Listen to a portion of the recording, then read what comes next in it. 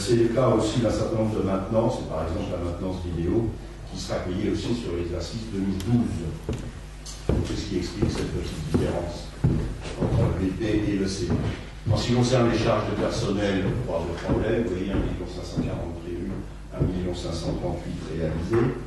En ce qui concerne les dépenses imprévues,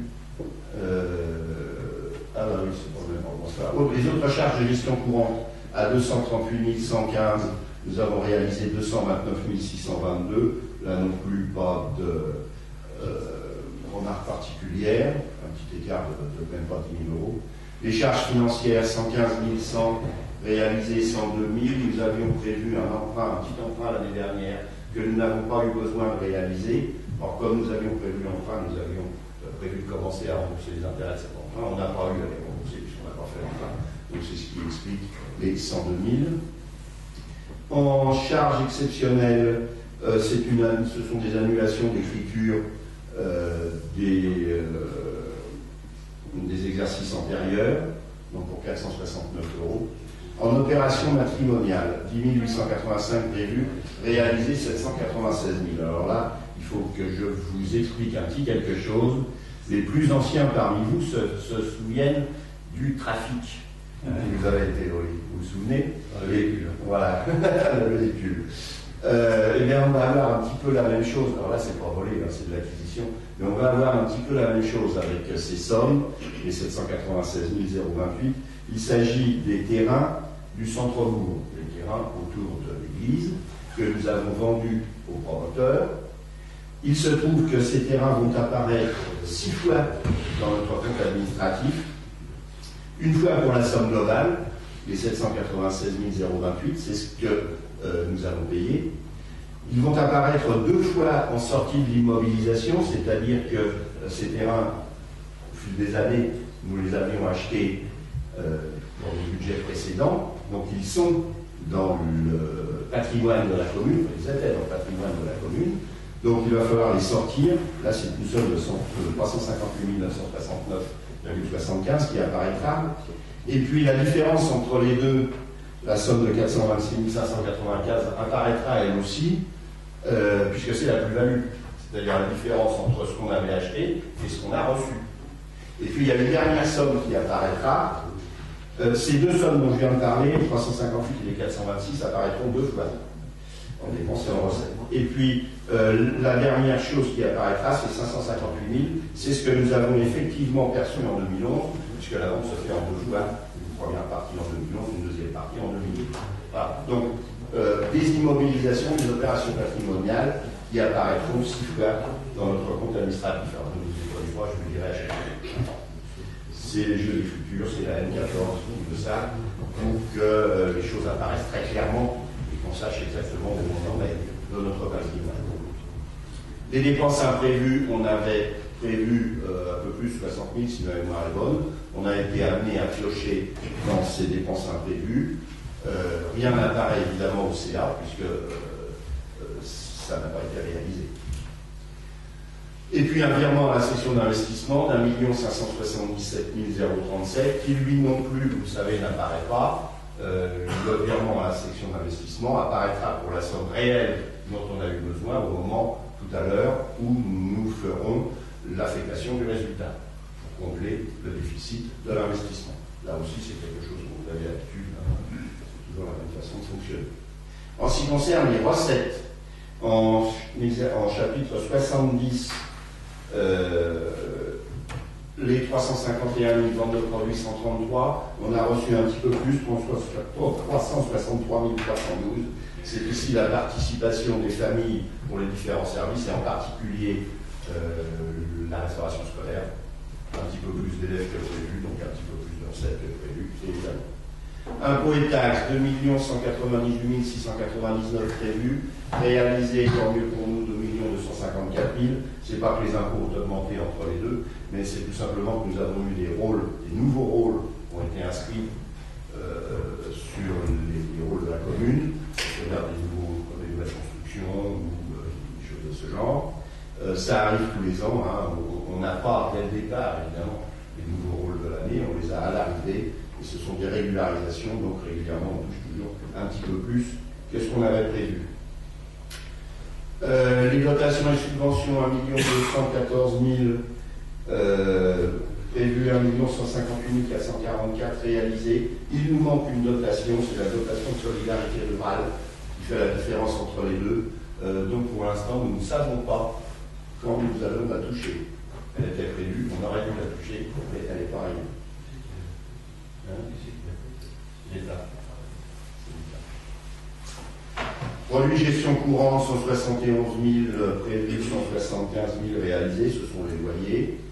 Bon, surprise. Atténuation de charge, 29 000 prévus, 33 000 réalisés. Même s'il y a plus de recettes, ce n'est pas une bonne nouvelle, puisque là en particulier, ce sont les remboursements pour les maladies de nos agents.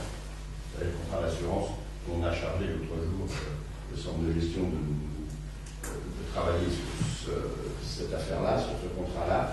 Or, on a eu 2 congés de maternité, puis un petit peu plus de congés de maladie que ce qu'on avait prévu. On minimise toujours évidemment cette recette. Produits financiers, c'est ce que nous reverse le Crédit Agricole pour des parts que nous avons obtenues lorsque nous avons fait des emprunts par le passé.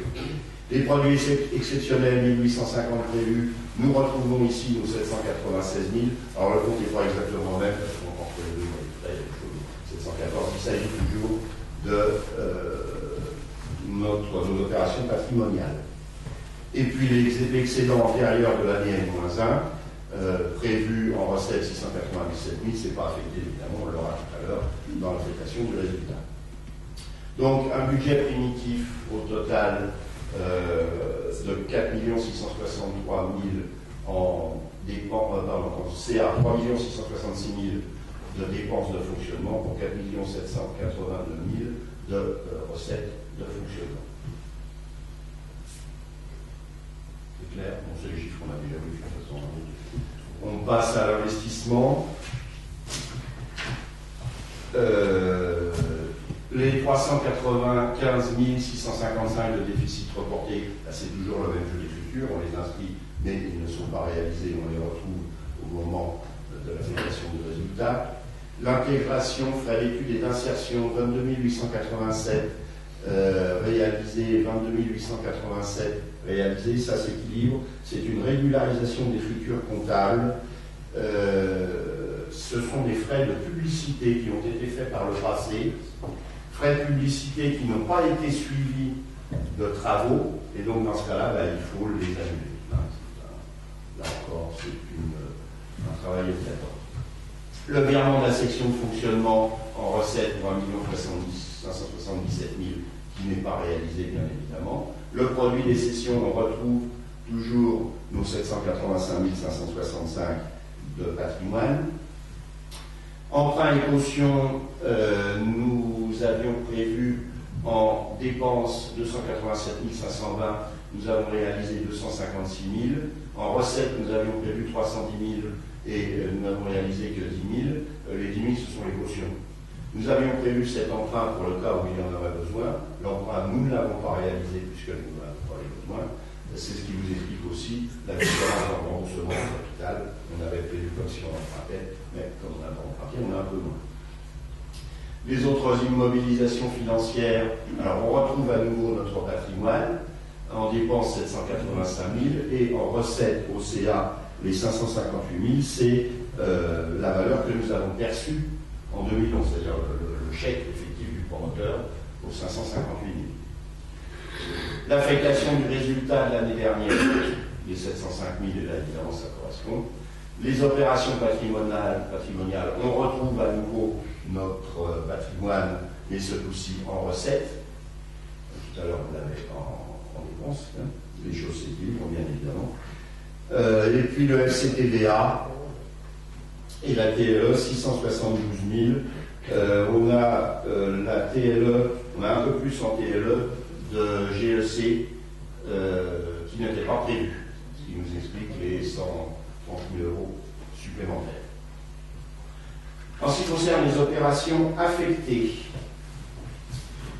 au niveau des aires de plein air, alors, en ce qui concerne les opérations affectées, très souvent en dépenses, vous verrez, nous n'avons pas dépensé la totalité de ce qui était prévu. Tout tout simplement parce qu'un certain nombre d'investissements ont glissé, ont été commencés tardivement et ne sont pas encore payés dans l'intégralité. C'est le cas par exemple sur les aires de plein air pour le cours de tennis.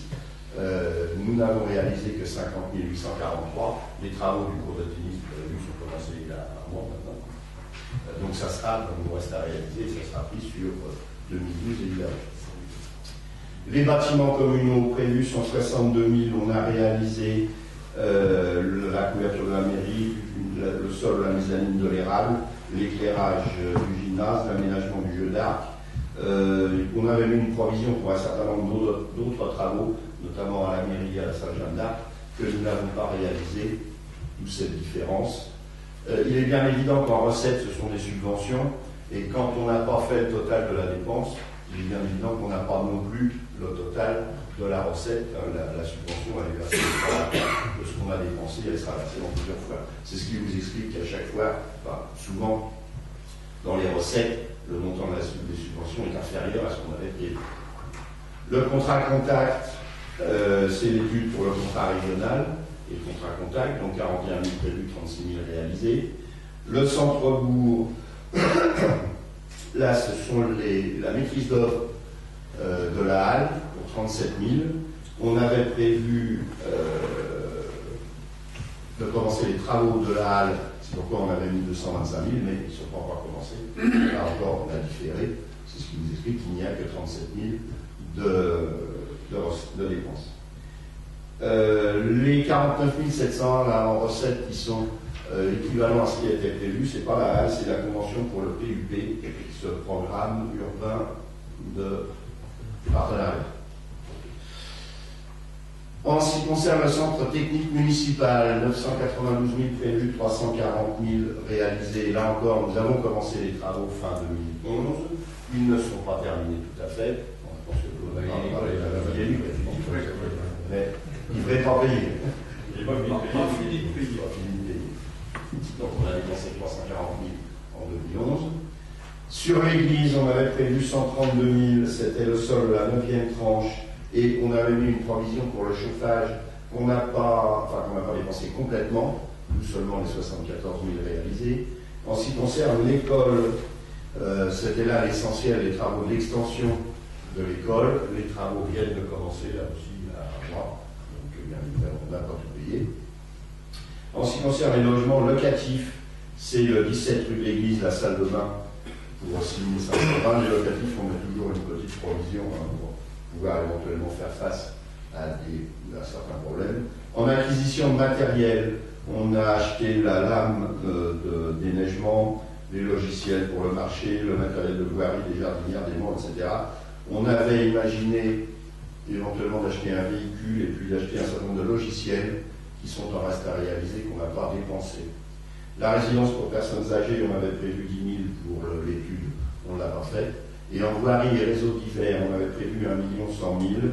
La main-d'œuvre du CTV, les inducties, l'extension de la vidéo, des requalifications de voirie, des candélabres, des barrières, des fossés de la Daronne. On a réalisé que 894 000. Il le manque là ici, la différence s'explique par la voirie à l'érable, la requalification de la rue d'érable, qui va commencer bientôt, je pense, qui commence la semaine prochaine. Pour partie et la fin. Le sol après la fin du sport de tennis. Voilà. Alors pour la résidence personnes âgées, l'étude se déroule et avance, mais pour le moment, elle ne coûte rien à la commune. Donc, en dépenses 5 267 000 prévus, nous n'avons réalisé que 2 728 000. Par contre, vous pouvez être surpris peut-être en recettes, on a touché 3 236 000, c'est-à-dire plus que ce qu'on a dépensé. C'est tout simplement parce qu'il y avait des reliquats de subventions des années précédentes. Vous savez qu'on touche toujours les subventions avec 6 mois, voire 1 an de retard. Donc des travaux de 2011, finis en 2011. On envoie le dossier pour toucher la subvention, mais là on la touche en 2012, par exemple, pour cette année, où là c'était le contraire, 2010 pour 2011. D'où des sommes qui sont arrivées. Et puis il y a surtout l'opération matrimoniale aussi, c'est-à-dire la vente du centre. Voilà sur l'investissement. Le récapitulatif, donc là encore c'est une façon de fonctionnement, nous avions le report de l'excédent 2010 pour 697 000, les opérations 2011, 3 666 000 en dépenses, 4 782 000 en recettes, donc un résultat positif d'1 116 000, et ce qui nous fait un excédent global de fonctionnement d'1 813 523,78 €. En ce qui concerne l'investissement, nous avions le report du déficit 2010 de 395 000, donc il se retrouve au résultat évidemment. Les opérations 2011, c'est les chiffres qu'on vient de voir, 2 728 000 en dépenses, 3 236 000 en recettes, ce qui nous fait un résultat positif.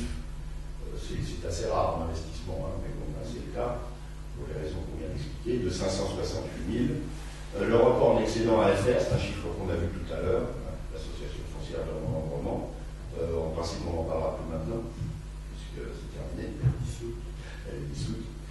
Et donc, un résultat global de clôture d'investissement de 113 070,77 €. Quand on additionne les deux, ça nous fait un résultat global de clôture en dehors des restes à réaliser d'1 926 594. Et les restes à réaliser pour 1 353 653, on fait la différence entre les recettes et les dépenses. Alors on a là à la fin de tous les travaux qui sont lancés, l'école, le tennis et le centre multiple technique municipal qui n'est pas payé, et les rapides. Donc on a reporté bien sûr 2012. Ce qui nous fait un résultat global de clôture de 459 870,55 €. Avez-vous des questions sur ce fonds de 2011? Des précisions? C'est des chiffres qu'on a vus, qu'on a trouvé dans tous les sens pendant nos travaux de préparation de ce budget. Une question? Question particulière? On va demander à M. Rigaud d'aller prendre froid, de bien se mourir. Je vais vous dire s'il neige, il faut déclencher. Quand je suis arrivé, il y avait 2-3. Le plan neige.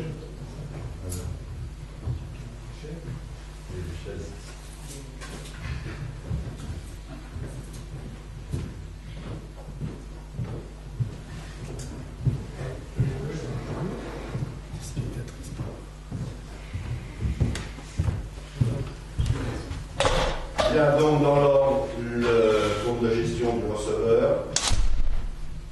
Y a-t-il des questions? Des problèmes? Non? On passe au vote. Des votes contre? Des abstentions? En ce qui concerne, donc adopté, en ce qui concerne le compte administratif 2011 en lui-même, y a-t-il des questions? Non. Profitez-en, c'est ce que la loi demande au maire et au président de sortir justement pour que le conseil, que ce soit un conseil communautaire, syndical ou autre, puisse délibérer. Pas de vote contre, pas d'abstention, adopté à l'unanimité. Je vous remercie. Ouais. Monsieur Rigaud, vous avez attrapé la chose. Merci. Il est parti loin, loin, loin. Vous savez, je vais prendre la photo. Oui, mais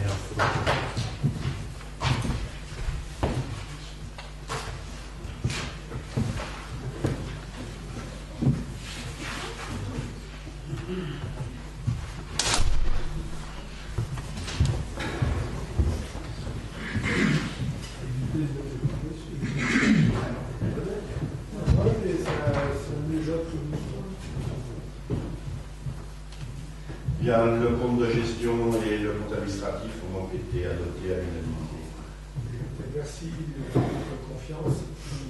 Merci à la Commission des finances qui travaille régulièrement sur ce dossier. Puis merci au service pour la qualité de la tenue des comptes de la maison. Alors, l'affectation du résultat, puisque il faut bien affecter ce résultat, cet excédent qu'on vient de voir. Donc, le report de l'excédent d'investissement pour les 113 070, on les met en recette d'investissement. L'excédent de fonctionnement capitalisé, le 1 353 653, on l'a fait en excédent de fonctionnement capitalisé, et on reporte le solde excédent de fonctionnement 459 870 au R002. C'est-à-dire que les sommes se retrouvent là où elles doivent se retrouver. C'est quoi? Des questions là-dessus? Non? Y a-t-il, on vote tout de suite, hein, je pense, y a-t-il des votes contre? Des abstentions? Merci. Alors on va passer au gros de la réflexion maintenant. Le budget primitif 2012. Donc là encore, comme le disait M. Rigaud, ça fait plus de 2 mois maintenant qu'on est dessus. Alors, on vous a mis cette année simplement le budget primitif 2012, étant donné qu'on vient de voir le BP et le CA 2011, ça nous a paru plus simple de mettre uniquement 2012 sur le tableau. Et cela dit, je vais vous faire un certain nombre de comparaisons entre les deux budgets au passage. En 0, charge à caractère général, on prévoit 1 179 940, ce qui par rapport au CA 2011 représente une augmentation de 18%. Vous vous souvenez que le CA était inférieur au BP, hein, parce qu'il y avait des factures qui n'étaient pas arrivées. Donc plusieurs dépenses sont reportées sur 2012 en raison de l'arrêt des comptes par anticipation. Nous avons comptabilisé la mise en service du centre technique municipal, de l'extension de l'école et du tennis. Ces investissements qui sont en phase finale pour le centre technique municipal, qui seront finis dans le courant de l'année, d'ici les vacances pour le tennis et l'école, il va falloir les chauffer, les éclairer, les entretenir, le balayage, etc. Donc on en a tenu compte, évidemment, 3 bâtiments en plus d'un seul coup, ça coûte de l'argent.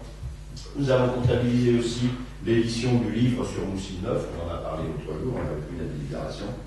Et puis, nous avons décidé en commission spécifique, et ça a été entériné par la municipalité, de transférer un certain nombre de dépenses qui jusque-là étaient étaient mises à la charge du Soleil d'Or et du comité des fêtes. Il nous a paru qu'il était plus logique de les avoir dans le compte de la commune. Ça n'empêchera pas le Soleil d'Or et le comité des fêtes d'instruire les dépenses, mais au lieu d'être payé par le Soleil d'Or et le comité des fêtes, ça sera réglé par la commune. Il s'agit notamment des cadeaux, des colis de Noël, les bons, il y a un repas, il y a pour le comité des fêtes un certain nombre de dépenses lors du 14 juillet ou des choses comme ça. Donc on a listé tout ça, on a vu tout ça. Il nous a paru, pour bien différencier l'activité proprement dite de ces deux associations avec ce que la commune en était à la charge. Étant bien entendu que du coup, leurs subventions, on verra, seront bien évidemment mobilisées au peuple. C'est ce qui explique qu'on a donc une légère augmentation par rapport au CA. En ce qui concerne les charges de personnel, il y a plusieurs raisons qui font que aussi on a une légère augmentation de 7% par rapport au CA 2011. La première raison, elle est très technique, c'est ce qu'on appelle le GVT, c'est-à-dire le glissement vieillesse technicité. Vous savez que les agents, au cours de leur carrière, ils changent d'échelon, ils montent en échelon. Certains changent de grade, un rédacteur devient rédacteur-chef, etc. Et tout ça fait évidemment des augmentations. L'agent, au fil de sa carrière, son salaire augmente, donc bien évidemment, la dépense augmente pour la commune. Nous sommes amenés à embaucher une ASEM en plus pour la nouvelle classe. Donc là aussi, c'est une personnel en plus. Nous avons un poste de titulaire au secrétariat. L'une de nos agents est partie pour raison personnelle, elle a suivi son époux. Nous avons réorganisé le secrétariat en changeant un petit peu les tâches des uns et des autres, et nous avons recruté 2 CDD au secrétariat, 2 contrats à durée déterminée.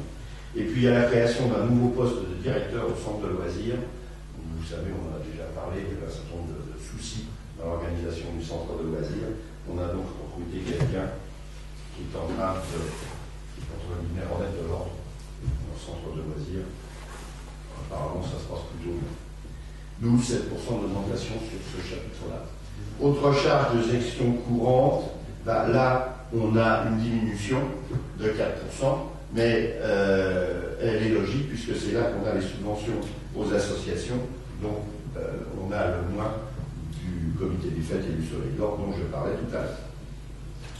En ce qui concerne les charges financières, 115 400, là aussi une augmentation puisque nous mettons une provision pour le nouvel emprunt. Comme on va vous proposer de le faire très rapidement, on commencera à rembourser les intérêts relativement vite dès cette année et donc on a pris ça en compte. En ce qui concerne les charges exceptionnelles, une provision de 11 650 €, c'est une provision pour la régularisation des fruits passés pour compte de tiers, c'est tout exact. En fait, vous vous souvenez qu'une maison s'était écroulée il y a quelques années, la maison Bardou, et que nous avons été amenés à faire des travaux, parce qu'il y avait un problème de sécurité. Donc on retrouve ces sommes ici en dépenses. Là encore, ce sont des jeux du futur. En dépenses imprévues, on met 80 000, c'est, comme son nom l'indique, c'est une réserve dans laquelle on pourra piocher si on en a besoin. Et puis, quand on fait la différence avec les recettes, on peut débloquer 1 89 968 de virement à la section d'investissement. En ce qui concerne les recettes, dans les ventes de produits, on a 355 000, c'est un petit peu moins que l'an dernier, 2% de moins qu'au CA 2011, tout simplement parce que sur ce chapitre-là, nous avions touché l'an dernier alors je sais pas comment on appelle ça, une dotation de CT pour les buts pour la grande borne, et que nous n'en avons pas cette année, donc c'est une recette en impôts et taxes. Alors, c'est toujours le problème quand on fait le budget à cette époque-ci, c'est que bien évidemment, nous ne connaissons pas les rôles de nos impôts. Donc nous avons repris arbitrairement les impôts identiques à 2011, sachant qu'on touchera plus, c'est ce que je vous disais tout à l'heure, il y aura des rôles, et puis les bases vont être augmentées, donc on touchera plus, mais pour ne pas avoir de mauvaises surprises, on a repris les sommes exactes de 2011, et nous n'avons aucune information par rapport aux droits de mutation, on a donc minimisé, parce qu'on ne sait jamais là non plus ce qui va se passer. Donc ici, on a 1% de moins au CA 2011. À l'arrivée, forcément, enfin je ne sais pas comment on va en être autrement, forcément on aura une bonne nouvelle, on touchera un peu plus, mais on préfère être prudent par rapport à ça. En dotation et subvention, 1 125 000 prévus. Là encore, il y a des choses qu'on a minimisées. La DGF, vous savez qu'il y a d'énormes questions par rapport à la dotation globale de fonctionnement par rapport aux finances de l'État. On sait que ça ne va pas augmenter, ça c'est clair. On espère que ça ne diminuera pas. Cela dit, là encore, pour ne pas avoir de mauvaise surprise, on l'a légèrement diminué. On a un contrat d'accompagnement à l'emploi qui se termine, donc, qui s'est terminé. Donc un CAE qui se termine, on n'a plus la dotation qui correspond, bien évidemment. Et puis, sur le fonds départemental de taxes professionnelles, l'ex fonds départemental de taxes professionnelles, on n'a pas les chiffres connus, on ne les connaît pas, de notre retour d'ADP et d'Air France. Ça viendra là aussi dans le courant de l'année, donc là aussi on a un peu minimisé. Donc là, 3% de moins que l'année dernière. Mais là encore, on aura bien évidemment sans doute de bonnes nouvelles. En ce qui concerne les produits de gestion courante, 170 000, ce sont les loyers. Et on a là 2 loyers en moins, le 2 et le 4 de la rue de l'Église. Donc on en a tenu compte, 170 000 €. Atténuation de charges, ce sont les remboursements de maladie, ce dont je vous parlais tout à l'heure. On sait qu'on a 2 congés de maternité qui vont arriver, donc on a pris en compte les 2 congés de maternité, bien évidemment. Pour le reste des maladies, on n'en sait rien, donc on a minimisé là aussi ces atténuations de charges. En produits exceptionnels, en produits financiers, pardon, on retrouve nos 15 € actuels, du crédit agricole. En produits exceptionnels, ce sont des produits financiers, là aussi, pour 3 000 €. Et puis l'excédent antérieur, année N-1, pour 459 871, chiffre que vous avez vu tout à l'heure. Voilà un fonctionnement donc qui s'équilibre à 4 360 970. Puis les 3 000 du premier trimestre, c'est des remboursements d'assurance. On a un carnet d'arbre qui est affiné par la préfecture. Des questions par rapport à ça? Oui, non, des charges financières,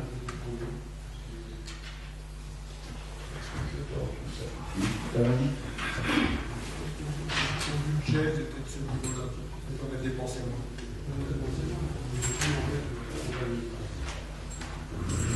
Les charges financières, on avait prévu 115 100. Donc là, tu vois, on a 115 400. Et on a réalisé 102 000 puisqu'on n'avait pas fait l'emprunt. Là, comme on reprend, si tu veux, par rapport à... Ouais. Pas d'autres questions? On passe à l'investissement.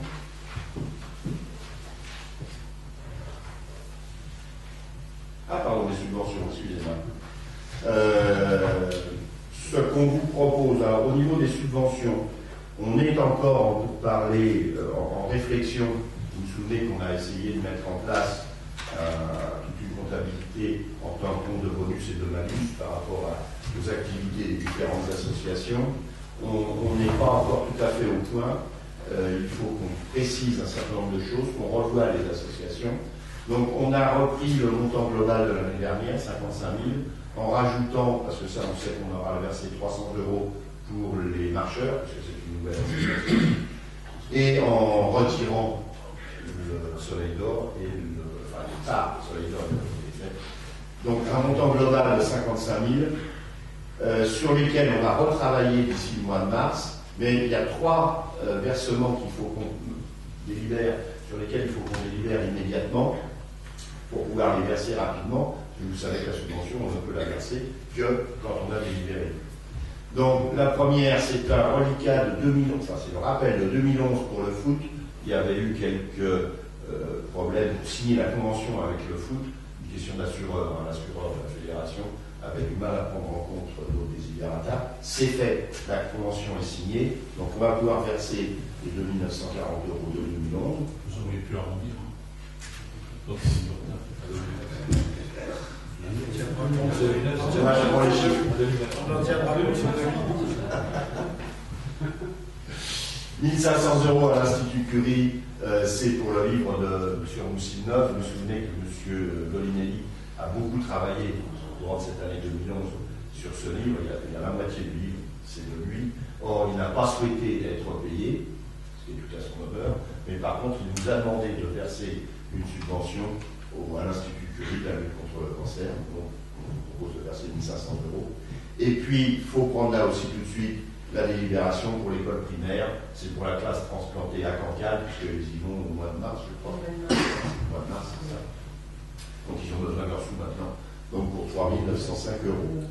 Et les autres subventions, on les reverra sur le conseil de mars. On aura tout retravaillé, on aura revu les associations. Donc là, il y a une délibération là-dessus, sur les 3, simplement. Sur le SNQ, ça ne péjore pas de la subvention de 2011. Ah non, c'est bien un rappel de 2011. C'est le versement de 2011. Ils auront On leur n'avait pas été subvention. fait pour les maisons que les Norrois.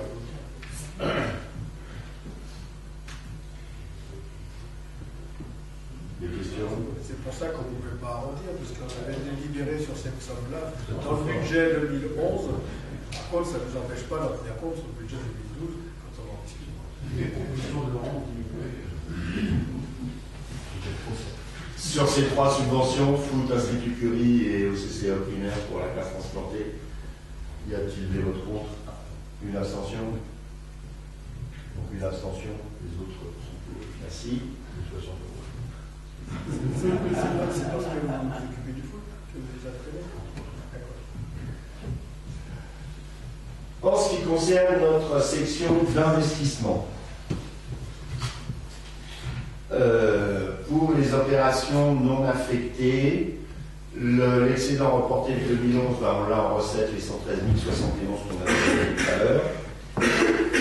Le virement de la section de fonctionnement, le 1 89 000 qu'on a vu à l'instant dans notre fonctionnement. En ce qui concerne les cautions, ce sont les cautions qui nous sont versées.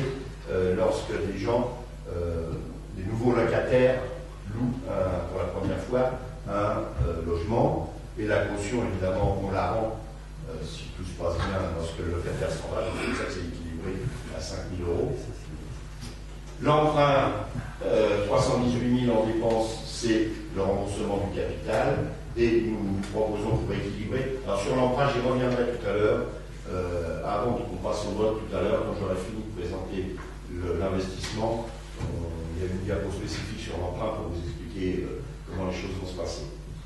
On a besoin d'un financement de 2 335 461 pour tout financer. On verra tout à l'heure ce qu'il en est. Le FCTVA 200. On va dire très maintenant que c'est un emprunt d'équilibre pour partie aussi, puisque les subventions que l'on devrait toucher sur un certain nombre d'équipements, tant qu'on n'a pas l'arrêté de subvention, on ne peut pas l'inscrire au budget. Le FCTVA 200 000, c'est les travaux de l'année dernière. La taxe locale d'équipement, c'est une estimation à 20 000. L'affectation du résultat à 1 353 000, on l'a vu tout à l'heure. Le PLU, on va commencer, enfin c'est commencé, les travaux pour refaire le PLU, pour transformer notre poste en PLU. Donc ça, c'est les travaux d'études.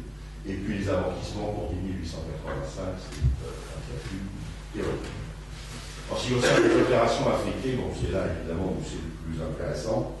Dans les aires de plein air, prévu 1 145 377 pour une subvention de 274 000. Il s'agit là, pour la grosse partie du tennis, pour 1 000 677. On a mis une provision pour faire des jeux pour les petits, puisque on avait décidé de faire un petit peu tous les ans, donc pour 20 000 euros. De la rénovation sur le stade, dans le cadre du cours de tennis, il va y avoir des réaménagements à faire.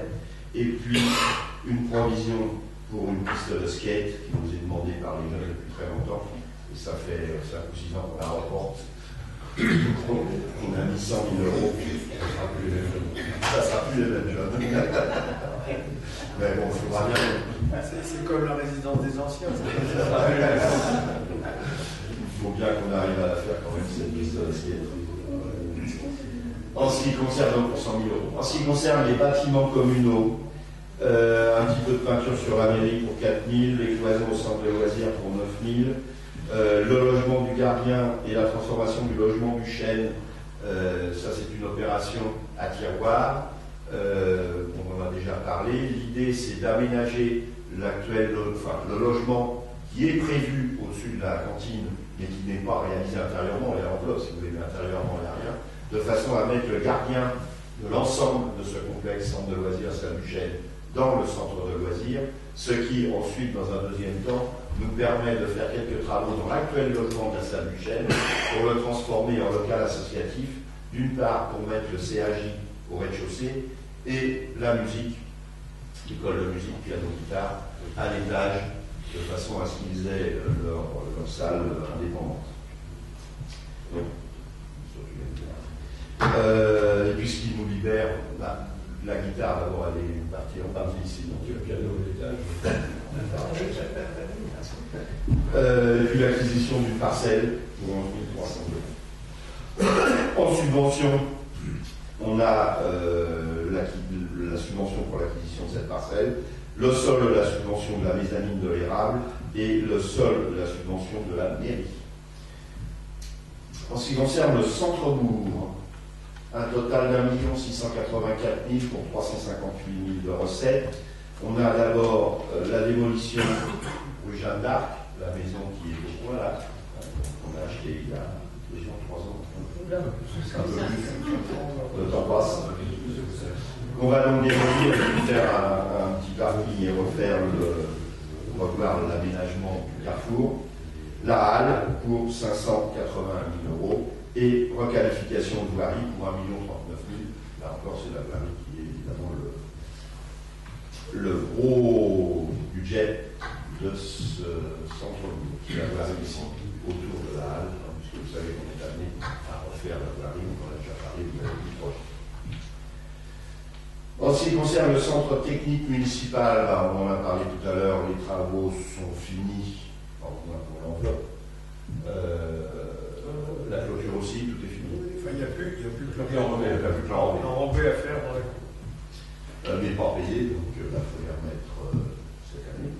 Donc pour 531 000, avec un reliquat de subvention de DGE de 11 000. En ce qui concerne l'église, 24 100, c'est la suite des lustres pour chauffer l'église, la suite du chauffage.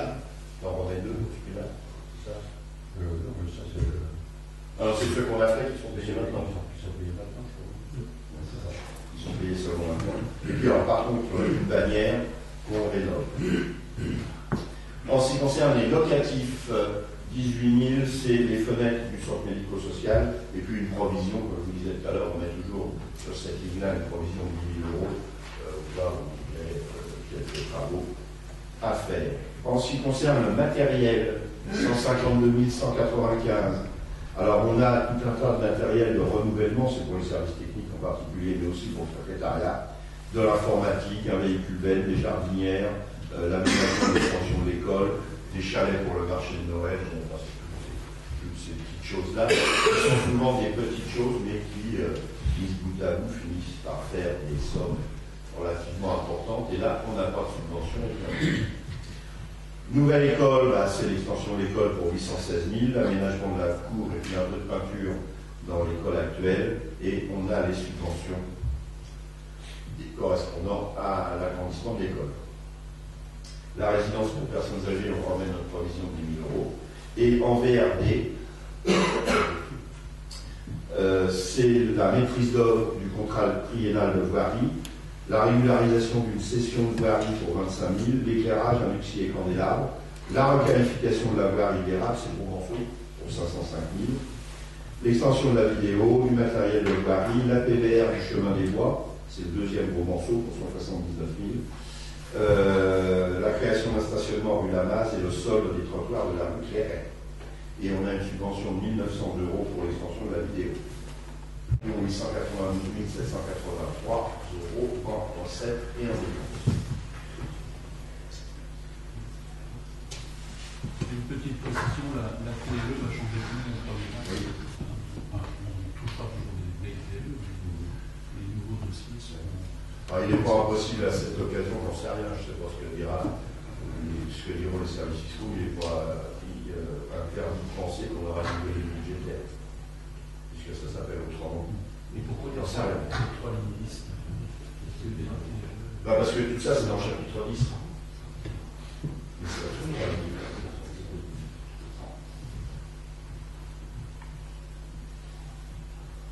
D'autres questions? Le besoin de financement, ça on va au bout.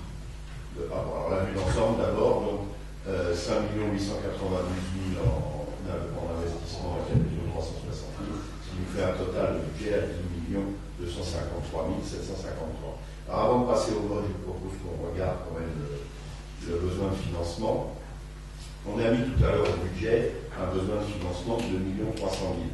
Cela dit, comme disait M. Rigaud, on n'aura pas besoin d'emprunter 2 300 000 d'ici la fin de l'année.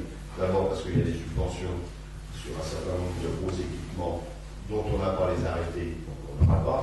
Ensuite, comme je vous disais tout à l'heure, il y a un certain nombre de recettes supplémentaires ou complémentaires qui arriveront dans le courant de l'année, qui minimiseront, qui augmenteront plutôt nos recettes. Et ensuite, en ce qui concerne les dépenses, tous les montants que nous avons mis, à part ceux qui sont en cours évidemment, mais tous les montants prévisionnels, la halle, on en parlera tout à l'heure, le pavillon, etc., ce sont des estimations que nous ont faites les architectes.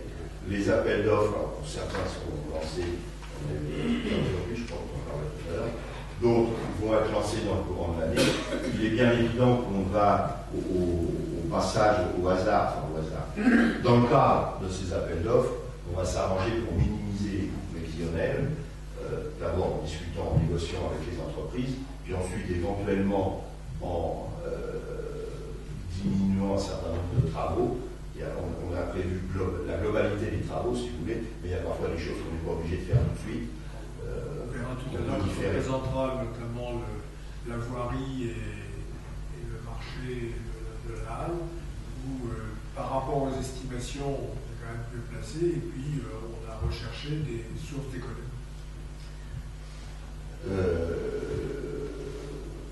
Donc voilà, en gros, je peux dire par rapport à ça. Alors par contre, nous avons besoin, enfin nous vous proposons de faire dès maintenant, bon, il y aura aussi sans doute un glissement, peut-être, on verra un glissement d'un certain nombre de travaux qui vont peut-être commencer seulement sur la fin de l'année, on verra l'année prochaine, un petit peu comme on a fait sur Qui se termineront en fin d'année, mais dont le paiement se retrouvera, comme c'est le cas aujourd'hui des ateliers. Donc pour équilibrer le budget, on a besoin d'un besoin de financement de 2 300 000, mais on sait qu'on n'aura pas besoin de ces 2 300 000 d'ici la fin de l'année. Par contre, ce qu'on vous propose, c'est de recourir dès maintenant à un emprunt d'1 150 000 € financé par la Caisse des dépôts. Alors pourquoi dès maintenant? Je vous disais tout à l'heure, vous savez que la situation financière, elle est ce qu'elle est, aussi bien nationalement qu'internationalement. Je ne vais pas revenir sur le fait que les banques ne se prêtent pas en très etc. Certes, un certain nombre de procédures ont été mises en place par le gouvernement pour aider les collectivités, on en parle beaucoup. Cela dit, le temps que ça se mette en place, c'est pas pour tout de suite. Et on a interrogé la Caisse des dépôts, dont les montants qu'elle peut accorder aux communes sont limités. Donc la Caisse des dépôts nous a dit, si vous avez besoin de 2 300 000, on peut vous prêter dès maintenant 1 150 000, mais c'est tout. On ne peut pas plus. Donc on a demandé à la Caisse des dépôts, d'accord, sous quelles conditions vous nous les prêtez. Et là, la réponse, c'est on vous répondra quand vous aurez voté votre budget. Quand vous n'avez pas voté votre budget, on vous répondra. Donc nous ne connaissons pas les conditions que nous fera la Caisse des dépôts. On sait, au téléphone, qu'ils nous feront plusieurs propositions, une proposition à taux fixe et une proposition à taux variable basée sur le Libor 3 mois. On sait qu'elle nous fera des propositions dans la durée différente. On sait un certain nombre de choses, mais le détail, on ne le connaît pas. Non, tout à 15 ans. Donc il est bien évident qu'on ne prendra la décision de signer le contrat que quand on aura tout ça et qu'on aura bien analysé. En ce moment, le Libor 3 mois semble être le plus intéressant. Cela dit, nous ne prendrions de l'Euribor 3 mois que si on a un certain nombre d'assurances. Première assurance, la possibilité de repasser en taux fixe dès qu'on verra qu'il faut le faire. Vous vous souvenez qu'on l'a fait par le passé, hein. On avait emprunté à taux variable, à un moment où les taux variables étaient intéressants, et au bout de 2 ans, on avait repassé à taux fixe, parce que le taux variable avait trop monté, et on sentait que, pour ne pas avoir de surprise, il fallait passer à taux fixe. Donc première condition, la possibilité de passer à taux fixe quand on veut, c'est nous qui décidons. Deuxième condition, un minimum de pénalité dans ce cas-là. C'est évident. Si la pénalité qui nous est imposée pour passer à taux fixe est égale à ce qu'on aura gagné en étant à taux variable, c'est pas intéressant, autant être à taux fixe tout de suite, bien sûr. J'avais une troisième condition. Bon, enfin voilà, on regardera tout ça en commission des finances. Donc si vous en êtes d'accord, on autorise monsieur le maire à... On peut quand même apporter quelques précisions. Allez-y. Ce que vous dites de la banque, ce que l'on n'a pas, c'est les tableaux d'amortissement, c'est-à-dire le détail des conditions de prêt. Par contre, ce que l'on a, c'est une proposition à taux fixe de 4,51 sur 15 ans et une proposition à taux variable s'appuyant sur le Libor 3 mois à 1,98. Comment? Pour la marge. Oui, donc, Qu'est-ce que vous avez alors? La marge, c'est ce que va appliquer la banque, c'est de 98. Et après, vous avez le taux de l'Euribor 3 mois qui, lui, est fluctuant et qui se regarde au jour le jour. Donc c'est le taux de base que vous parlez. C'est pas la marge. 1,98, c'est le taux de base sur lequel on applique pas la relation dans les banques. C'est ça? Bon. Alors, est-ce qu'il est calculé? On a justement, on attend ce sont les conditions que l'on mettrait pour dire on a déjà fait des emprunts à taux variable en pourcentage limité par rapport à l'endettement total de la commune. On les a même suivis de près pendant une période où il y avait des fluctuations et on a basculé à un moment donné quand on a considéré que, bon, aujourd'hui, les services financiers qui nous appuient, qui nous assistent dans le suivi du budget et notamment dans les conseils, nous disent la commune est complètement en taux fixe. Une bonne gestion voudrait que, compte tenu des taux variables actuels, elle ait un certain pourcentage de taux variables. Donc elle nous conseillerait plutôt de prendre cet emprunt avec un taux variable, en prenant bien évidemment toutes les précautions de pouvoir basculer à tout moment, de savoir si on bascule quels sont les frais, et si possible que ça soit sans frais, et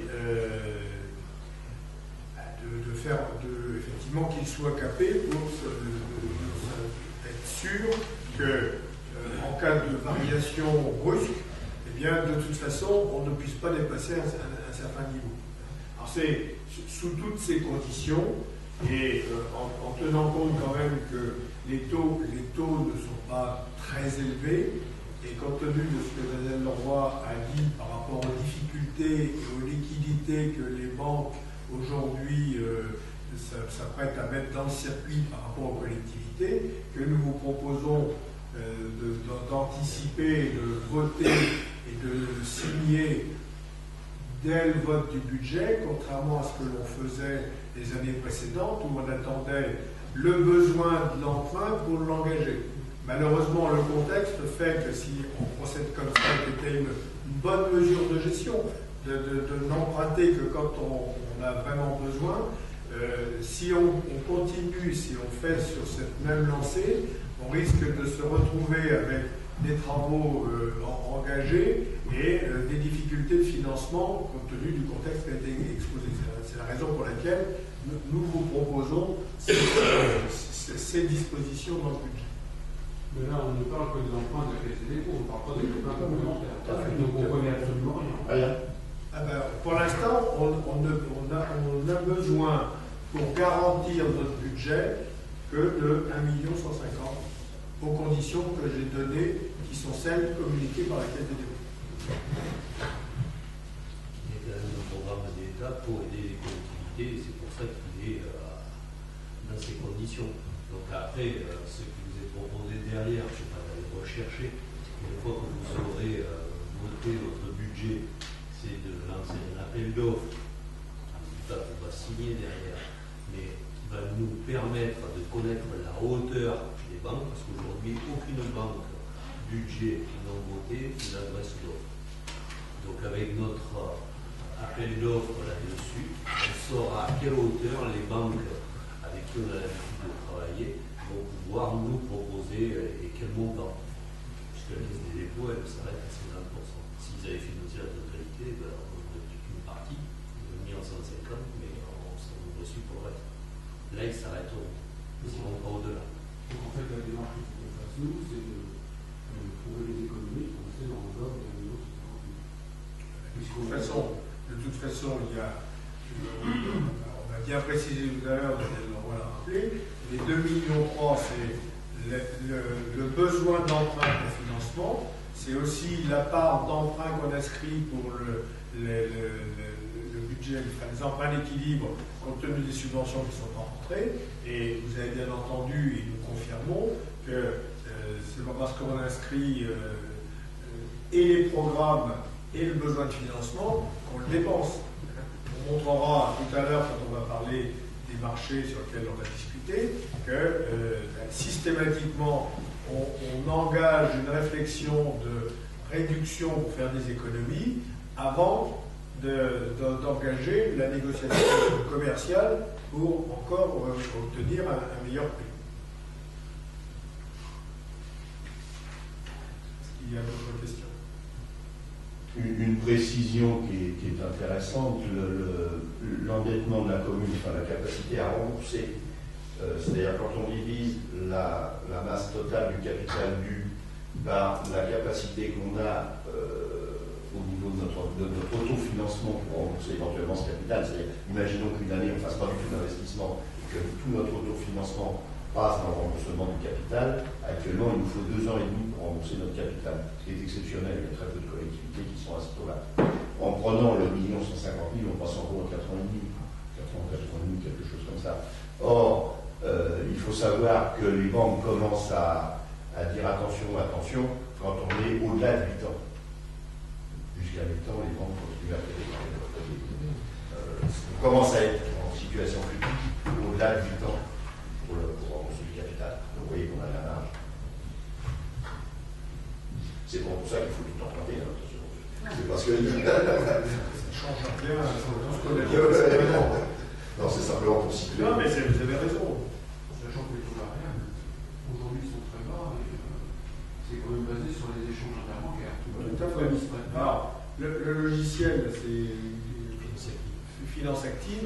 Donc, en fait, on a un logiciel maintenant pour faire le plan d'investissement à long terme et c'est aussi un logiciel qui suit les taux quand on prend des emprunts à taux variable, qui suit les taux et qui alerte en fonction. Aujourd'hui, la prévision, c'est que ça va encore baisser. Ça peut encore baisser, c'est 1,1, ça peut baisser à 0,6, 0,7, etc. Mais sauf que c'est basé sur les échanges interbancaires. Aujourd'hui, on ne sait pas dans un an quelles vont être les capacités des banques à se prêter en prêt. Oui. Et si les difficultés entre les banques font que ça remonte brutalement, on aura la possibilité de basculer à taux fixe. Comme on l'a fait la fois précédente. C'est vous qui suiviez la question de façon très précise. C'est pour ça que je m'intéresse. Oui, bien sûr. Aujourd'hui, par rapport à ce que vous aviez suivi attentivement auparavant, on est doté d'outils et de conseils qui aussi ont leurs propres alertes. Et c'est au titre que notre dette est extrêmement sécurisée qui nous conseille d'aller dans ce voie-là. Parce que ça fait un gain quand même qui est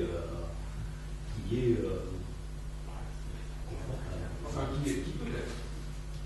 Si dès aujourd'hui, dès la première année. Enfin, peut-être. On est tous d'accord. On est d'accord, c'est le principe des taux variables. Voilà. Après, il faut voir quel est le risque qu'on pourrait quantifier le risque. Il est évident qu'il faudra être très attentif, mais comme disait M. Boll à l'instant, on a les outils maintenant beaucoup plus que ce qu'on avait il y a quelques années. On a les outils pour être extrêmement attentifs, et le jour où on voit que ça ne marche plus, il faudra prendre la décision rapidement, on va passer à l'autre, c'est clair. De toute façon, pour l'instant, on a la proposition de la Caisse des dépôts, mais on ne peut pas dire ce que Oui. On l'a demain, ce que vous votez ce soir. Cela dit, on vote le budget et on dit ensuite à la Caisse des dépôts, on a voté le budget dans lequel il y a 2,3 millions d'euros d'emprunts nécessaires. Quelles sont vos propositions pour le 1,150 million pour lequel vous nous avez dit que vous pourriez vous accompagner? Il est évident que dès qu'on aura les propositions de la Caisse des dépôts, on fera très rapidement d'abord en municipalité, bien sûr, la commission des finances, une analyse de la Caisse des dépôts. C'est clair. Ce qui veut dire que vous aurez sans doute une commission des finances en vacances. Parce que je ne sais pas comment ça va se passer. Ça va être évident lundi prochain. Avez-vous d'autres questions? Je voudrais une précision. La Caisse des dépôts dit donc vous avez besoin de 2 300 000, donc on finance la moitié. Mais si jamais, in fine, on n'a plus besoin que de 2 millions, qu'est-ce qu'elle devient leur offre? Elle est réalisée, donc c'est pas remis en cause, on va la demande. On aura signé, on aura les sous. Mais ce n'est pas spécifique à la Caisse des dépôts. Toutes les banques, parce que on n'a pas eu au niveau de la commune la réponse du Crédit Agricole, on l'a au niveau de la commune. Le Crédit Agricole fait la même réponse, la Caisse d'épargne fait la même réponse. Ils ne montent pas forcément tous à 50% du besoin. Notamment le Crédit Agricole s'arrête à 20-30%. Officiellement 20%.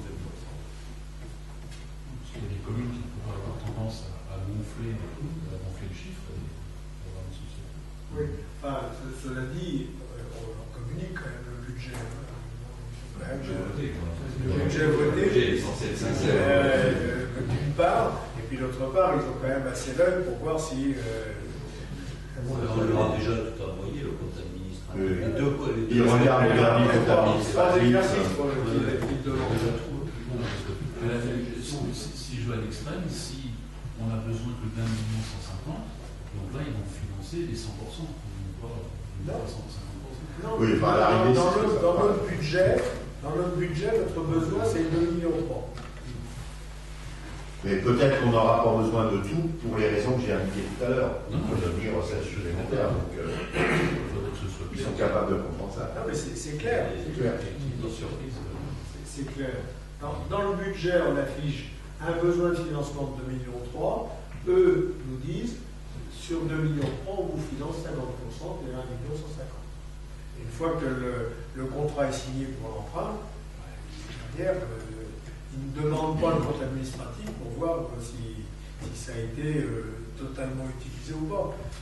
Dans l'hypothèse où on n'utiliserait pas la totalité du 1,150 million, et s'il n'y en a pas besoin, on ne l'utilisera pas pour les sujets pour lesquels cet emprunt aujourd'hui est affecté, on a dans les cartons des dossiers qui suivent et qui nécessiteront du financement. Donc, pour reprendre votre exemple, si on a besoin sur le 1,150 million que de 900 000, ce qui restera, ça permettra de financer un programme qui aujourd'hui n'est pas inscrit. Et de la voirie, par exemple. On en a parlé en séance de travail.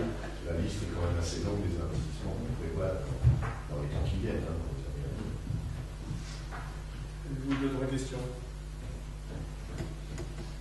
Alors, par rapport à ce budget, une précision, je l'ai dit tout à l'heure, mais enfin je veux être clair là-dessus. Au niveau des impôts locaux, nous avons mis la masse globale correspondant à celle de l'année dernière. Nous ne votons pas les taux des taxes aujourd'hui. Nous le ferons au mois de mars quand on aura les données exactes de la part des services fiscaux. Les chiffres des services fiscaux, et notamment les chiffres réels de l'assiette des différentes taxes. L'objectif étant, comme les années précédentes, de ne pas bouger les taux communaux. Voilà.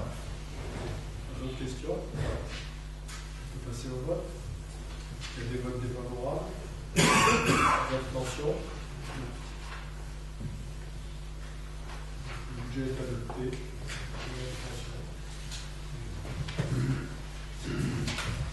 Merci. Et comme le disait M. Rigaud tout à l'heure, merci aux membres de la Commission des Finances. Ça fait 2 mois qu'on travaille là-dessus, c'est un bon travail. Et merci aux services qui se sont parfois arrachés un peu les cheveux.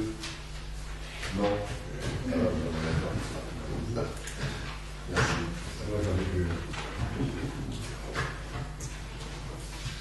C'est Claude Webb qui va travailler, parce qu'on va passer justement au marché pour les premières questions pour lesquelles les appels d'offres ont été lancés, c'est un barrage,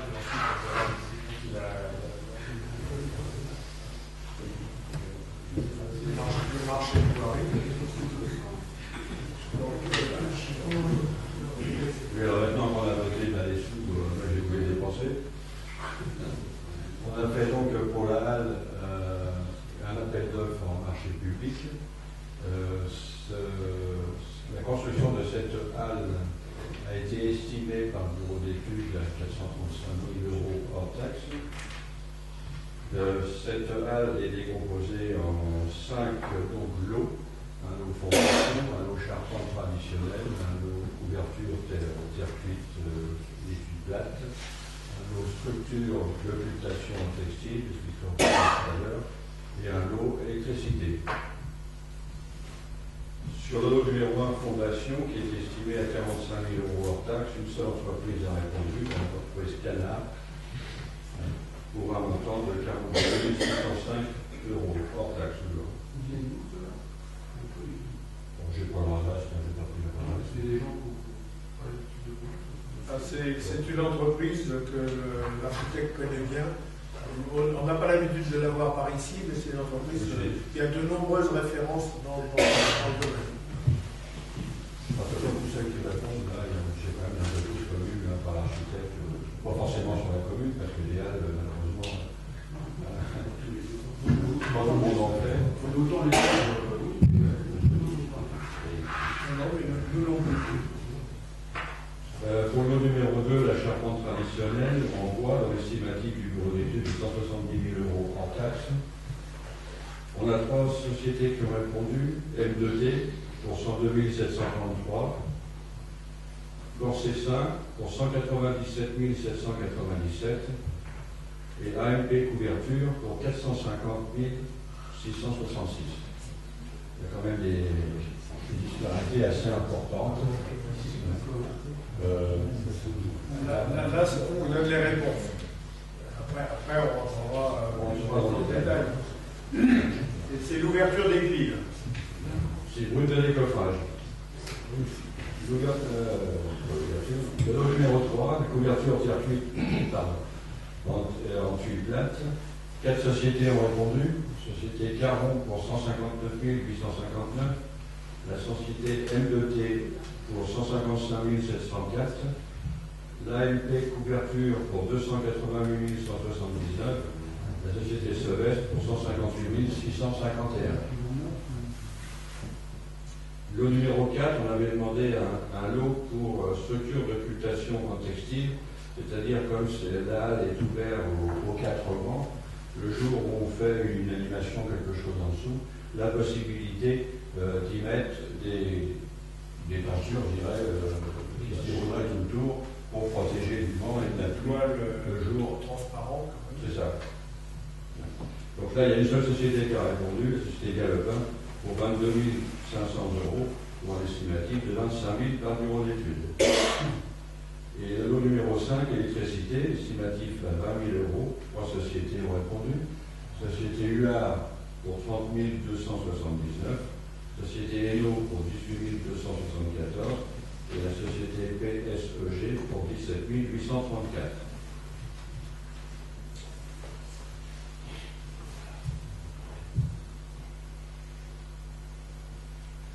Donc après l'analyse des offres et sur les propositions de la commission d'appel d'offres, il est proposé au Conseil donc, de retenir les entreprises suivantes conformément au tableau ci-dessous. Le lot numéro 1, Fondation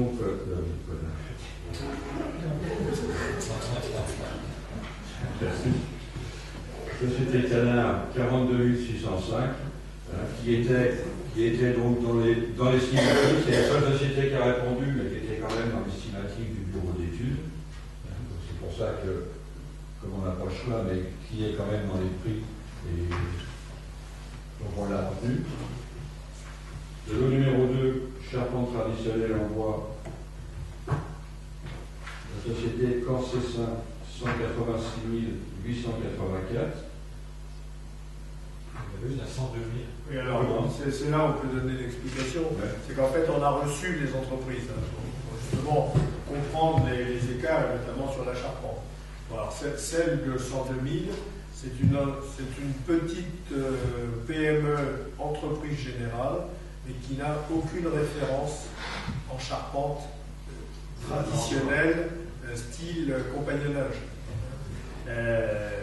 Et dans l'échange technique qu'on a eu, c'est apparu tout de suite. Ne serait-ce que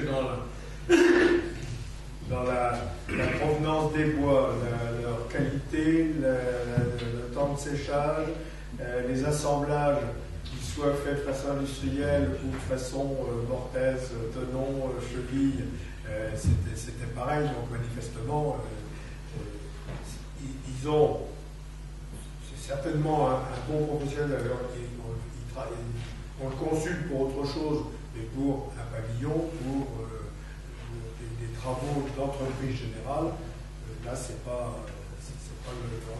leur métier. L'autre à 450 000, bon, là, c'était vraiment hors des clous. Et donc, le Corsessin, alors, Corsessin, c'est une entreprise qui est connue, puisque c'est l'entreprise qui a fait la charpente, la restauration de la charpente sur l'église. Ce sont des charpentiers avec des compagnons charpentiers, des jeunes qui font leur tour de France, qui passent chez eux, Donc là, on sent qu'il a d'ailleurs fait des remarques sur la conception de la charpente du bureau d'études qui a calculé la charpente. Dans son devis, il prévoit un renforcement de la charpente en remettant des entrailles, des choses comme ça, parce qu'il estime que son expérience lui nécessite qu'il fasse ce genre de proposition.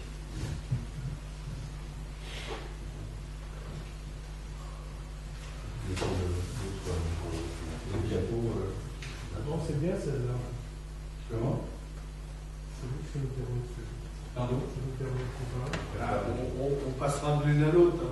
Bah oui, mais enfin, si vous avez la mémoire des chiffres, la Corse Saint, vous voyez, vous êtes à 186 000, qui est, dans le premier tableau, il était à 197 000. 197, presque à 198. Donc on a légèrement fait baisser à la fois, alors d'un point de vue technique,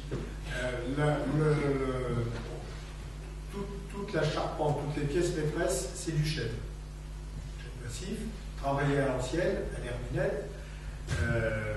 Les chevrons, on pouvait soit continuer en chêne, jusqu'au latage, le volige et latage, et on a demandé une variante en peuplier, en fait, c'est pas vraiment du peuplier, c'est du grisard, qui est une essence voisine du peuplier, mais beaucoup plus ancienne. Et les halles anciennes étaient faites avec des chevrons et du latage en peuplier. Et ça a donné une moins-value, plus l'effort commercial qu'on a demandé. C'est-à-dire que l'offre de base, qui était à presque 198, elle a été ramenée à 186. C'est légèrement au-dessus de l'estimation, puisque l'estimation était à 170, mais ils ont mis plus de bois en ajoutant des pièces parce qu'ils considèrent que c'est nécessaire. Et on verra que dans le lot couverture, là on a pu faire des économies plus importantes pour rester dans une enveloppe inférieure au bureau d'études. Donc, le numéro 3, c'est l'entreprise 40 qui a été retenue. L'offre de base était à 159 859. Après les alignements techniques et de prix aussi, on est descendu à 138 000. Sachant que donc, le bureau d'études avait estimé lui à 175 000. Alors, Caron, on les connaît aussi, puisque ce sont eux qui ont fait la couverture de l'église. Dans les structures d'occultation en textile, il y a une seule société, la société Galopin, un estimatif de 27 000 et retenu à 22 500. Et là, c'est pareil, on ne l'a pas reçu, mais bon, quand on passera la commande, on verra. On recevra avant que, bien sûr, les échantillons qu'on a vus, c'est un petit peu les toiles de terrasse au café. Et le dernier, l'électricité, estimatif à 20 000 €. La société PSEG, qui, elle, après les aliments aussi techniques et financiers, a fait son offre à 14 468 au lieu de 17 834 de première lecture. Donc, on voit que le total, on arrive à 404 457 hors taxe, pour une estimation à 435 hors taxe. Bien qu'on a à la fois travaillé le cahier des charges et puis au final le prix.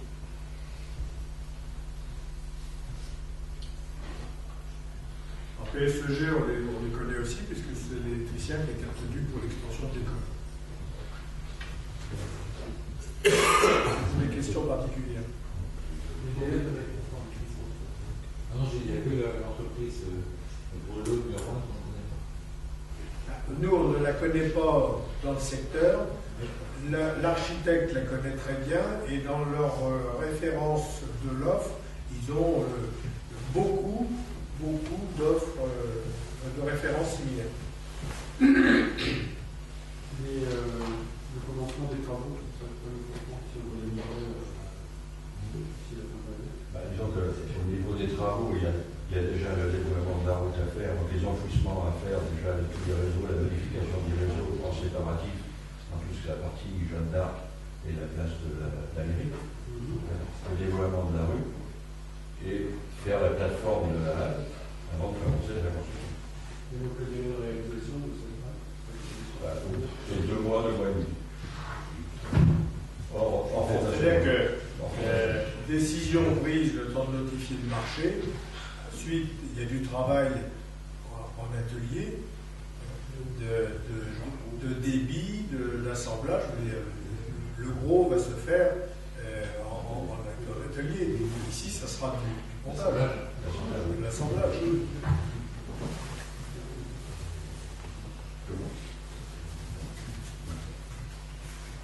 On est là complètement dans le cadre de ce que je disais tout à l'heure, puisque l'estimation initiale, ce qu'on a mis au budget, c'était 520 000, était fait. Or là, on arrive à 483, on est déjà 47 000. Bien évident qu'on n'avait pas le temps ce soir de modifier L'objectif, c'est que le marché de Noël 2012 se fasse avec la halle. Oui, c'est pour ça que je disais ça. Non, mais ça veut dire que c'est quelque chose qui devrait se terminer fin septembre ou octobre.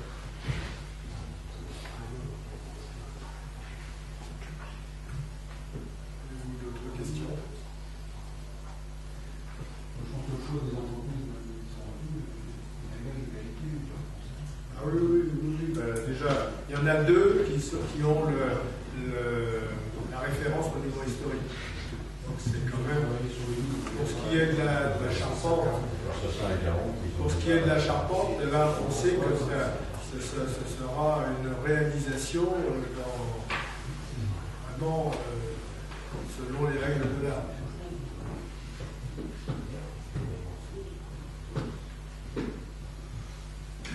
Des questions?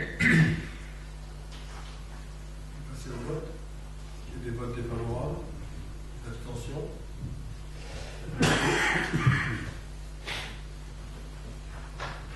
Alors, la voirie. Alors, le deuxième marché, c'est ce qu'on appelle le parvis, qui est quand même beaucoup plus grand que le parvis. C'est la réfection, bien sûr, du parvis devant l'église, toute la partie devant la mairie pour faire la halle, toute la structure autour de la halle, etc. Il y a le déploiement de la rue, donc devant la mairie, qui sera le prolongement de la rue Jeanne d'Arc, qui passera à l'endroit du parking actuel, et le début de la rue Jeanne d'Arc, enfin jusqu'au point là-bas. On ne fait pas la rue Jeanne d'Arc dedans, elle n'est pas là. Il y a simplement le séparatif qui est fait.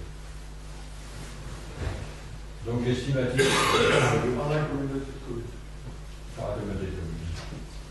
L'estimatif de ce marché est de 849 065 € hors taxe pour ce marché qu'on appelle parvis et qui englobe tout le devant de la mairie et de l'église. Il y en a 3 lots, un lot voirie, assainissement, un lot réseau sec, c'est-à-dire tous les réseaux l'électricité, les téléphones, l'éclairage public, et un lot travail. Sur l'eau numéro 1, voirie assainissement, il y a 5 sociétés qui ont répondu. La société Alpha TP pour 726 464, la société Cosson pour 690 915, la société Eurovia pour 681 808. Il y a une petite variante d'Eurovia, mais là c'est sur les revêtements de finition de la surface visible après une fois que tous les travaux d'enfouissement sont faits. Il y a une variante à 626 795 et la société Sacer pour 707 408. Pour le numéro 2, donc les réseaux secs, il y a Alpha TP aussi, donc qui a répondu pour 105 449, la société Cosson pour 115 115, société BIR pour 96 790, la société Sobeca pour 51 505, un peu comme tout à l'heure, avec l'autre société de charpente. et Idéo Infra pour 104 527 et FH pour 83 900. Et le dernier lot, l'espace vert, estimatif 42 383. La société Alpha TP encore qui a 47 070 qui a répondu. Colson à 49 299. La Renaissance 40 419. Dufay-Mandre 42 789. Sévoise 32 386. Et Gentil-Parc 30 919.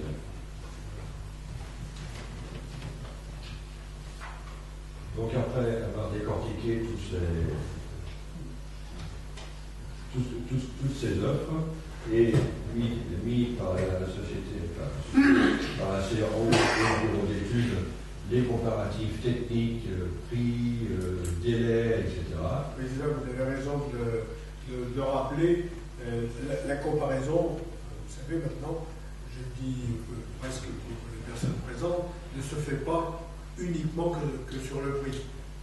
Il y a, dans l'annonce que nous passons, nous indiquons la nature des travaux, un estimatif total des travaux et les critères de jugement des offres.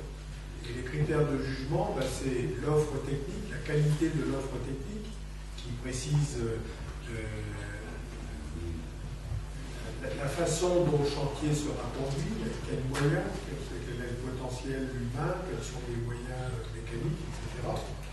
C'est l'offre technique qui est souvent jugée pour au moins la moitié. Ensuite, il y a le délai qui intervient, et puis il y a le prix.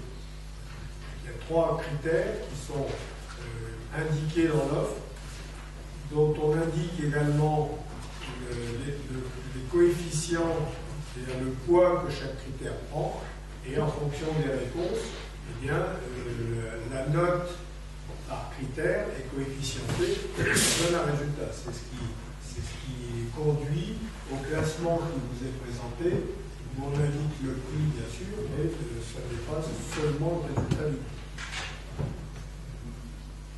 Donc la CRO, elle a retenu pour le lot numéro 1 en voirie et assainissement, la société Eurovia dans sa version variante, c'est-à-dire en minimisant donc certains revêtements de sol.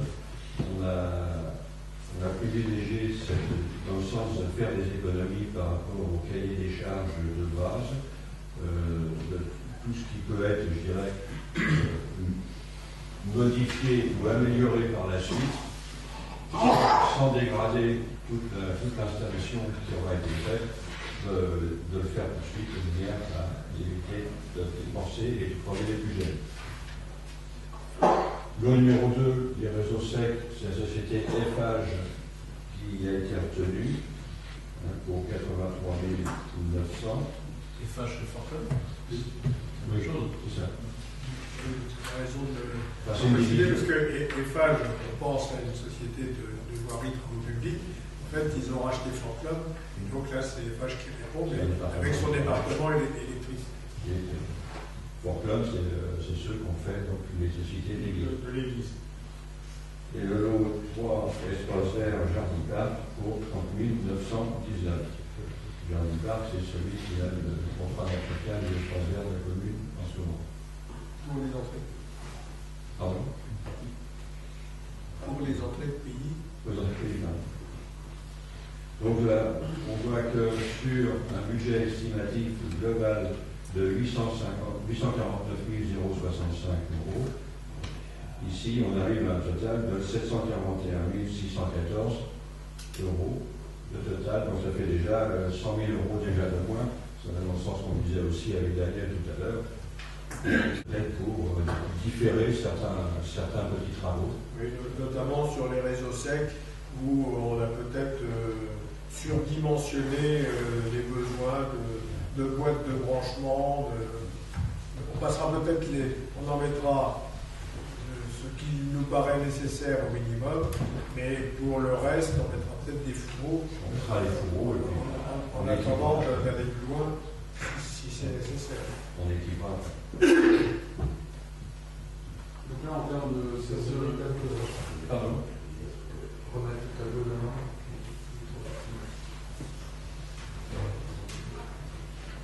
Donc là, en termes de délai, c'est eux qui interviennent avant. Là, et ils interviennent après le séparatif fait par la petite commune. Voilà, ça va être en plusieurs fois. Ouais, enfin, La première phase va être le séparatif. il y a les réseaux, les séparatifs. Ensuite, il y a la première phase qui va consister à faire la plateforme, dévoyer la route, faire la plateforme. On construit la halle, et après, on finit les voiries autour de la halle. Et après, on fait les plantations.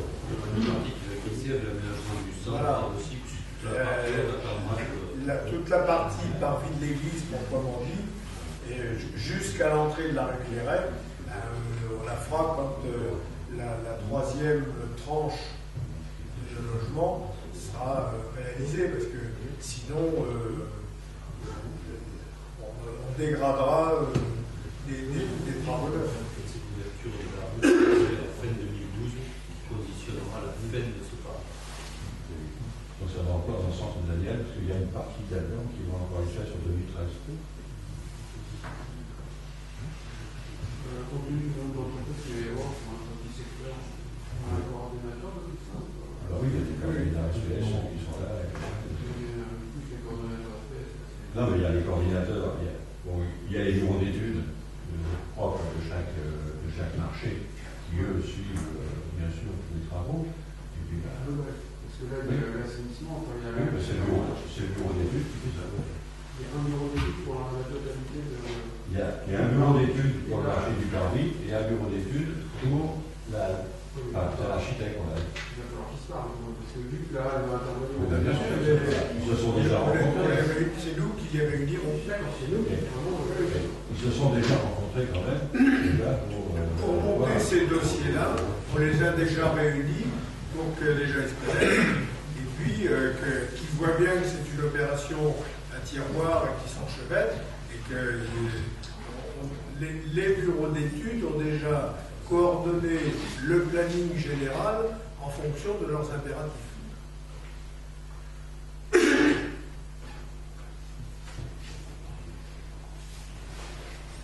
Avez-vous d'autres questions?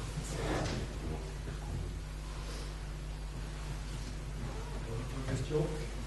Donc on vous propose donc de retenir pour la voirie ferroviaire, pour les réseaux secs et chauffage, à charge du parc, pour les montants qui sont indiqués au tableau.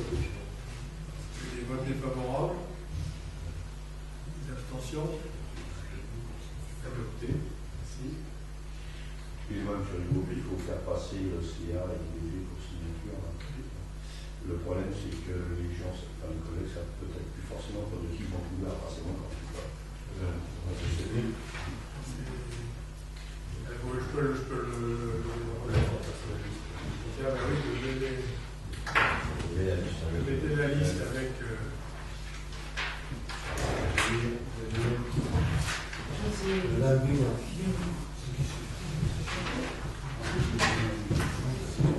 Effectivement, sur la liste, voir ce que c'est.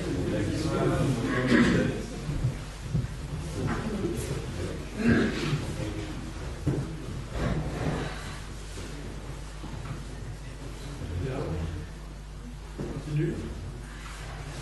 Le point suivant, ça concerne l'urbanisme. Si Laurent Roudot est d'accord, on peut parler. Si, si, vous avez toujours le choix. Alors, concernant la zone d'activité, donc on a délivré la conformité, on peut voir en octobre ou septembre 2010, des deux bâtiments jaunes qui appartiennent au groupe Gessina. Et dans le permis initial, il y avait également, comme on voit sur les deux photos, les lots C et D, je vois très bien, qui sont en rouge. Et donc là, les permis sont caducs depuis l'an dernier, donc ils ont redéposé une demande pratiquement identique il y a quelques jours. Donc la chaume est pratiquement légèrement inférieure. Voilà, donc là on voit qu'il y l'exploitation reste identique, hein, ce sera du stockage. Alors on peut être un peu surpris quand même pour les lots A et B, qui ne sont toujours pas dans l'exploitation. C'est un peu surprenant de voir des entrepôts comme ça qui restent à vide. La raison, a priori, c'est le prix de l'immobilier qui serait supérieur entre 10 et 15%. Oui, il y a cette raison, il y a aussi une raison politique, de stratégie industrielle. Le groupe Gessina, qui est donc propriétaire des 2 bâtiments et qui dépose les 2 autres bâtiments qu'on parle ce soir,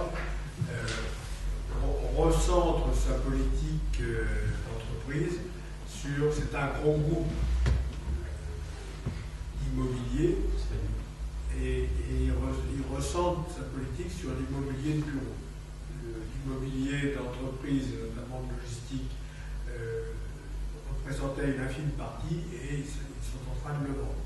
Alors, effectivement, est-ce que ça explique le pourquoi de la non-location? Probablement. Quand on a envoyé des locataires potentiels, ils sont revenus en nous disant c'est 10 à 15% au-dessus du marché, donc c'est pas possible. On ne sait pas trop. Moi je les ai reçus il y a quelques semaines. Apparemment ils avaient l'air de vouloir reprendre les choses en main. Aujourd'hui on en est là. Les 2 premiers bâtiments qui sont gardiennés, entretenus, chauffés, sont toujours pas loués, puis que l'entreprise rembourse en termes d'investissement. C'est un petit peu étonnant comme politique, c'est comme ça. Et là, il redépose donc les dossiers, mais je pense que c'est pour avoir des permis, des autorisations en cours de validité, parce que le foncier vaut plus cher quand il y a un permis qui est autorisé dessus que lorsqu'il y a toute la démarche à faire. Déposer un permis et toute la procédure d'autorisation, c'est quand même une procédure coûteuse, et donc ça valorise le travail. Voilà, donc compte tenu que ce sont comme c'est mentionné sur le slide, des installations classées pour la protection de l'environnement, les dossiers sont mis à disposition du public pour consultation pendant une période de 1 an. Je précise, parce que c'est toujours une question sous-jacente, ils sont classés de par la taille. Ce ne sont pas des installations classées CDO. Toujours refuser ce type de dossier, mais c'est par la taille, et donc l'obligation de par la taille d'avoir la procédure de classer.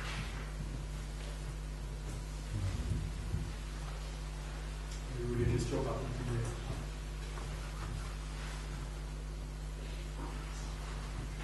Non, des votes contre les abstentions. Adopté. Très bien, merci. Le deuxième sujet concerne donc la zone d'activité de la Daronne. Alors, je ne sais pas si vous vous souvenez, début décembre, au Conseil de décembre, on avait défini un périmètre d'études sur lequel on avait décidé de surseoir à statuer pour les projets potentiels qui pourraient arriver dans les mois ou dans les années qui viennent.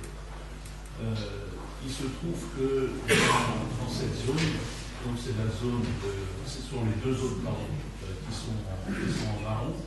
Donc il y a la première tout en bas qui est en face du cimetière. Hein. Donc celle-là ne posait pas de problème. Donc toute la zone, la grande zone supérieure, là, on avait inclus le petit rectangle qui est sur la droite, qui a une superficie d'approximativement il y a 5,8 hectares. Voilà, donc on a décidé avec le bureau d'études chargé de la révision, pour simplifier, la révision du poste, de l'enlever de cette zone-là, parce que c'est justement une zone que nous on maîtrise et on sait ce qu'il va y avoir dedans.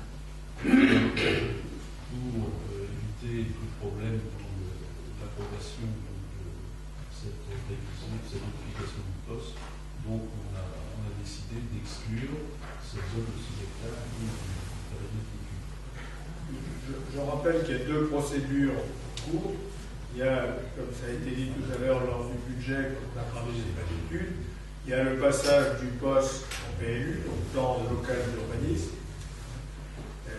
Et cette zone-là est concernée dans des surfaces qui potentiellement peuvent changer de destination. C'est la raison pour laquelle on a défini un périmètre d'études pour dire si jamais il y avait un permis qui était déposé, il faut qu'on puisse éventuellement donner un sursis à statuer pour ne pas nuire au développement futur et à l'économie du projet du PLU. On a une deuxième procédure qui est en cours, dont l'enquête publique aura lieu courant mars. C'est une extension pour un industriel qui est implanté sur la commune, et donc qui va se faire sur ce rectangle-là. Et justement, pour rester dans la logique de dire, dans la procédure de déclaration de projet qui fera l'objet d'une enquête publique pour cette parcelle-là, et pour ne pas être en contradiction avec ce que l'on a décidé pour le plus long terme, puisque ça c'est extension à moyen et à long terme de la zone d'activité, donc entre la route de Choisy et le TGV, on sort les 5 hectares 8 qui sont nécessaires à la déclaration du projet, de telle sorte qu'on n'ait pas une situation de conflit potentiel au niveau juridique. Voilà la raison de la modification proposée du périmètre d'études que nous avions décidé et institué à une séance précédente. Voilà, donc une des complexités donc, de ce projet, de cette déclaration de projet, c'est qu'on va prendre de la surface non constructive, la zone NC, et qu'on va transférer sur de la zone UI. Donc ça ne se fait pas comme ça. C'est pour ça qu'il y a toute une procédure et qu'il y a une enquête publique. Voilà. Donc la prochaine étape de cette déclaration de projet, c'est la semaine prochaine. On reçoit les PPA. Donc les PPA, ce sont des personnes publiques associées. Donc ce sont la SNCF, ce sont les équipements, les représentants de la chambre, etc. Donc le prochain rendez-vous là-dessus, disons que le dossier est ficelé. Hein, on attend la volonté sur ce projet. Donc ça repassera en conseil et il y aura l'enquête publique. Et tout ça, bien entendu, fait partie également du CDT, du contrat de développement de développement de territoire dans le cadre de la gare du Midi, puisque le développement de la zone d'activité fait partie du développement économique du contrat de développement territorial que l'on veut inscrire dans ce contrat. Voilà. Et juste pour info, la petite zone NBN qui est le long du TGV qui est en bleu, là, donc là ce sera un projet.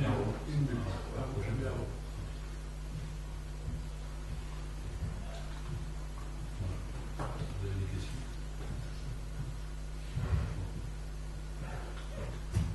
Des votes contre? Des abstentions? Adopté à l'unanimité. Merci. Alors le troisième sujet de l'urbanisme, c'est la vectorisation de notre cadastre. Alors c'est un mot un peu compliqué.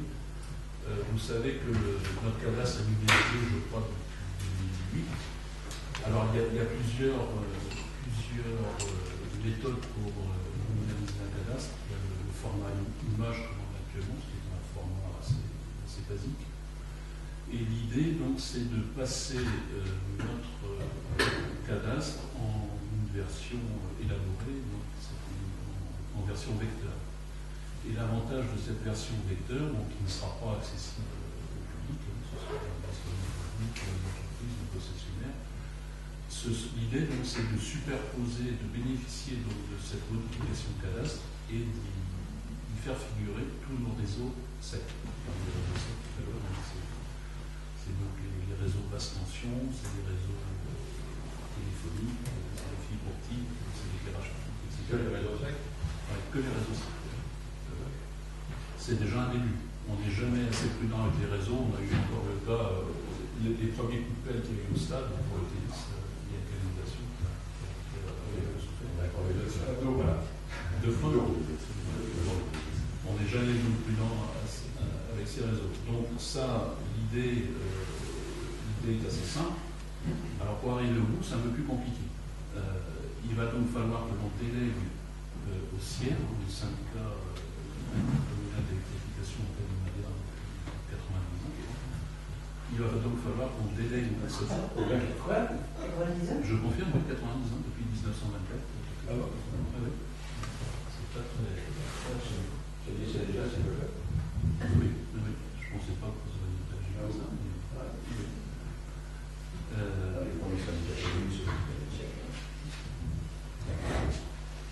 Voilà, donc on doit donc déléguer cette vectorisation de cadastre au CIER. Alors après, les choses se compliquent. Le CIER va ensuite passer une convention avec le CIESM. Alors le CIESM est un syndicat d'électricité qui est dans le sud de la Seine-et-Marne, qui regroupe 250 000 habitants. Et ce CIESM-là a la compétence, donc, parce qu'il bénéficie du SIGU. C'est un système d'information géographique. On va arriver au bout. Qui eux vont pouvoir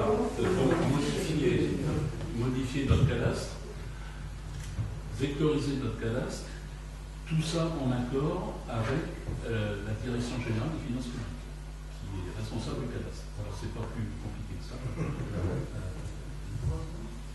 Voilà. Objectif 2025. Alors, non, ce sera beaucoup. On n'a pas les délais parce qu'on a fait quorum la dernière réunion, mais je pense que ça va être très rapide. Je pense qu'il y a une étude financière en cours qui sera à la charge du CIER, ça va être primaire. Et donc, je pense que ça va être avec l'informatique. Il y a toutes les procédures en cours, c'est très bien. Donc, l'idée, c'est qu'aujourd'hui. Il ne faut pas être en juin, mais avant d'avoir les plans des réseaux. Alors, les plans des réseaux, c'est autre chose. on les a officieusement. Enfin, le CIER les a officieusement. Oui. J'ai entendu. Mais à jour? Comment? À jour? C'est jamais à jour. Enfin, ils existent. Les réseaux secs, il y a le gaz ou pas? Non. Parce que le gaz. Parce que le gaz, c'est des nuages, hein, les plans de réseau. Ouais, non, ils existent pas. C'est volatile. Donc voilà le cheminement pour arriver à ce qu'on veut. Donc on vous propose donc de passer cette convention avec le CIER qui fera son affaire. Et ça ne vous rien aussi. Théoriquement, c'est pris en charge par le CIER. Théoriquement, c'est clair. Pratiquement. On y a accès quand même. Pour devenir propriétaire des vectorisations. On a accès ou pas? Bien évidemment qu'on aura accès. Alors, comme je vous disais tout à l'heure, le public, le grand public n'aura pas accès à ce cadastre. Ce sera uniquement pour les collectivités et pour les concessionnaires et les entreprises. Il y aura des codes d'accès. Donc, qui sont chargés de la mise à jour de ces Alors, ce sera donc le CIESM, ce syndicat-là, qui sera saisi et qui, officiellement, doit traiter avec le service que je vous disais tout à l'heure. Le DGFIP, la Direction générale des finances publiques, voilà, qui est en charge du cadastre. Voilà, j'essaie de faire simple.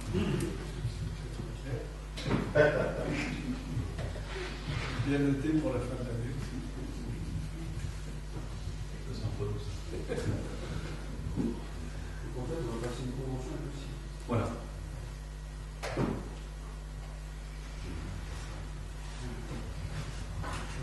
Bon, votre compte. Abstention. Il n'y en a pas non plus. Pour la petite histoire, dans le concours d'ingénieur, dans la spécialité informatique, il y a une option SIG, système d'information géographique, c'est-à-dire qu'il ne faut que ça. C'est une personne qui dans le domaine pour les autres collectivités. Ok. Donc, on prend une délégation, il y a maintenant du site web Berger-le-Mont pour 229 €.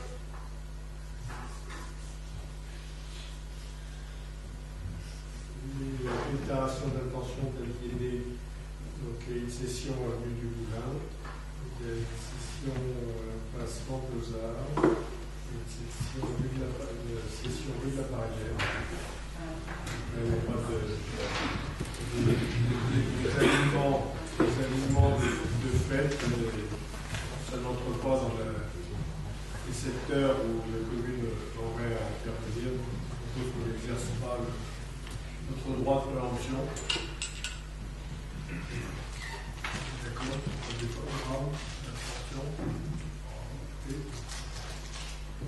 Les manifestations est sortie, donc randonnée du Saint-Laurent à l'ESM, donc ça c'est pour le 12 février par l'ESM Vélo Club. Sortie patinoire pour les primaires le 8 février donc la gare de jeunesse, le centre de loisirs, et sortie au théâtre pour les maternelles le 8 février, centre de loisirs, arrêt 4e.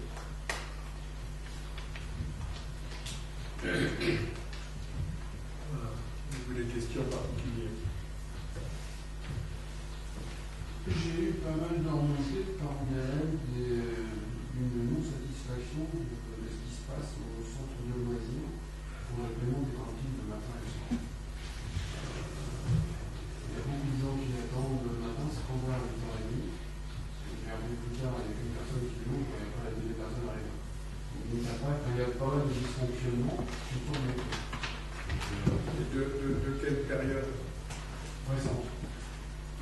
Bon, Alors, ça fait peu de temps qu'on a mis en place ce système-là. d'une part, il y a peu de temps qu'on a mis en place le système, il y a peu de temps que la nouvelle directrice a pris ses fonctions. Ce que j'ai répondu, ceci étant, j'aimerais bien que d'ici quelques mois, on ait un retour du fonctionnement. De toute façon, non seulement on aura un retour, mais comme chaque année, on fera aussi une réunion spéciale à laquelle l'ensemble des conseillers sont conviés, avec les représentants de parents d'élèves, le service, les agents des services périscolaires, pour justement faire un point sur le fonctionnement et faire un compte rendu annuel d'activité. C'est la volonté des parents aussi, enfin, l'interrogation des parents pour savoir s'ils sont vraiment satisfaits.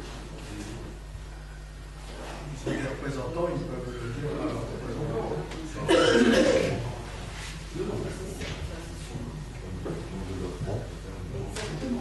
C'est une remontée, ça va, c'est plusieurs.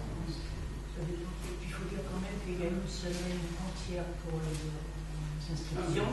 Tout le monde arrive le vendredi. Le lundi, le mardi matin, il y a personne. Il faut y avoir été. Je peux te dire que ce n'est pas que seulement que tout le monde vient le vendredi.